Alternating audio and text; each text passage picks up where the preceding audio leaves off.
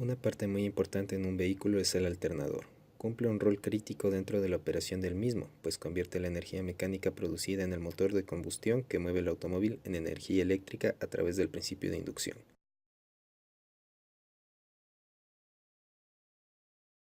La energía eléctrica producida se utiliza para alimentar a los circuitos del vehículo y a recargar la batería mientras el motor está en movimiento. A pesar de ser un elemento tan vital en la operación de un automóvil, no mucha gente conoce cómo funciona.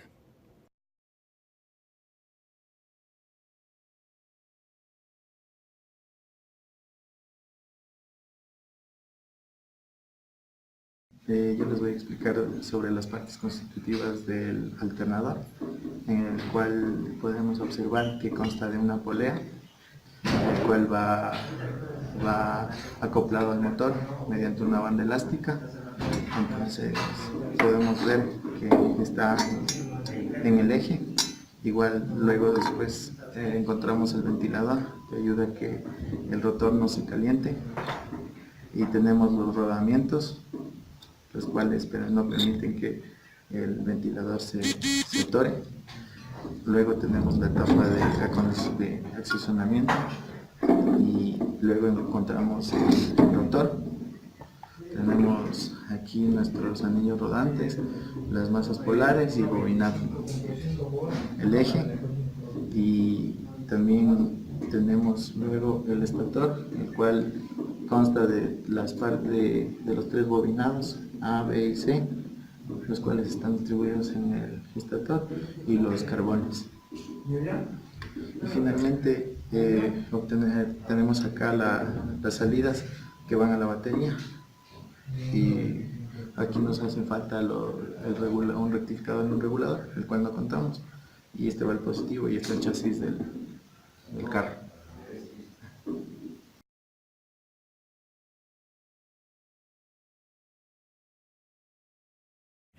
Como siguiente punto vamos a explicar por qué el alternador que se usa en los autos es trifásico y no monofásico.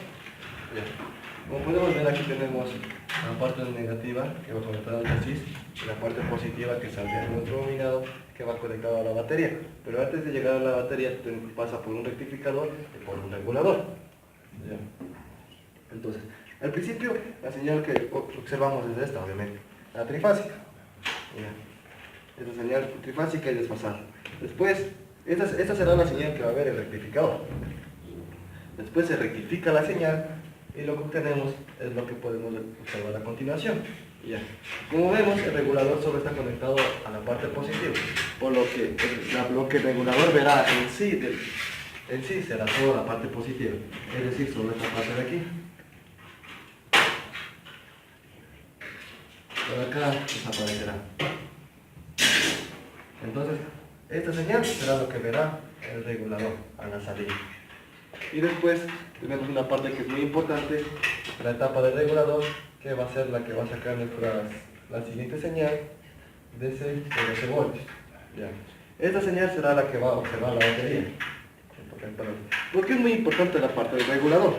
La parte del regulador es muy importante porque estas señales, la amplitud de este voltaje varía con la velocidad del carro.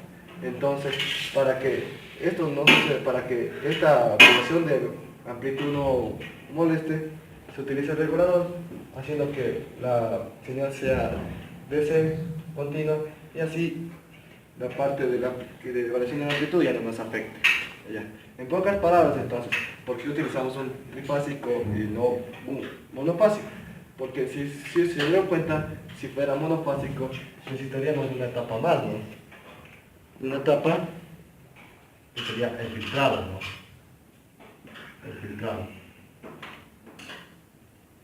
Pero como es trifásico, ya no utilizamos el filtrado y desaparece esta etapa. Muchas gracias.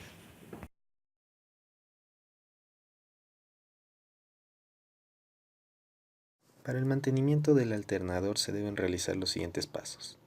En el estator se revisan principalmente los bobinados de armadura, pues allí es donde se induce el voltaje del generador.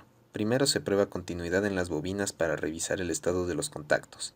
Después se revisan las resistencias en los devanados, la cual depende del fabricante. Si la resistencia es demasiado alta, quiere decir que alguna parte del conductor está roto o quemado, y si en cambio es muy baja, debe haber algún cortocircuito. En ambos casos se recomienda el reemplazo del bobinado. En este caso se puede observar que los tres devanados tienen la misma resistencia, la cual está dentro de los valores aceptables, por lo que se puede concluir que los devanados están en un correcto estado. En el rotor el procedimiento es el mismo, con la diferencia de que las pruebas se realizan sobre los anillos rozantes. Primero se revisa la continuidad del bobinado para comprobar que no existan rupturas en el contacto. Después se revisa la resistencia, la cual debe estar dentro de los valores admitidos por el fabricante. Por último se revisa el estado de los anillos rozantes para identificar cualquier tipo de desgaste y prevenirlo.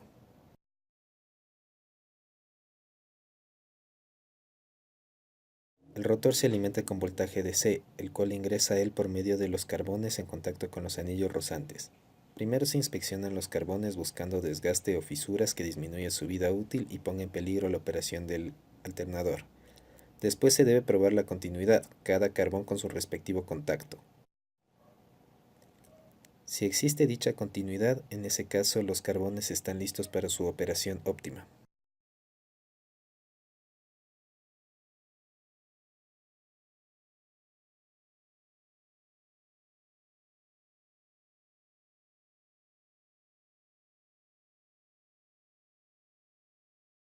En algunos modelos se puede realizar el diagnóstico del alternador desde el tablero de instrumentos. En el encendido del carro el tablero se enciende hasta que el motor arranca, momento en el que el tablero se apaga cuando el alternador funciona normalmente y comienza a alimentar al vehículo.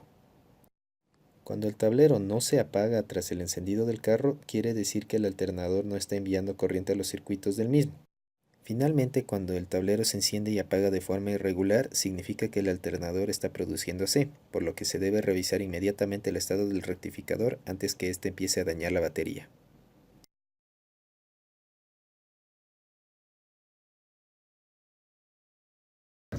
¿Cómo arrancar el carro cuando la batería está descargada? Pues en ese caso la batería, cuando está descargada pero no muerta, sigue pudiendo inducir un pequeño voltaje en estas terminales de aquí que van al campo. En el momento en el que un carro se queda sin batería, se le debe empujar o encenderle estando en marcha. Entonces se procede a empujarlo o hacerle rodar por una bajada. Cuando se hace esto, se logra forzar unas pequeñas RPMs en el rotor. De nuevo, un carro detenido va más o menos a tener unas 250 revoluciones por minuto en el motor. Cuando lo logramos empujar a una cierta velocidad, el rotor va a girar. Entonces procedemos a tratar de encender el carro. La batería va de nuevo a producir un pequeño voltaje aquí en las terminales del rotor, lo que va a producir un pequeño voltaje inducido en sus terminales de salida. Este de aquí va a cargar la batería lo suficiente como para que pueda alimentar las bujías, arrancar el motor y de nuevo haga girar al estator de forma normal. En ese caso el voltaje producido es mucho mayor y alimenta de nuevo a la batería, le hace recargar y se empieza a autoalimentar. ¿Listo?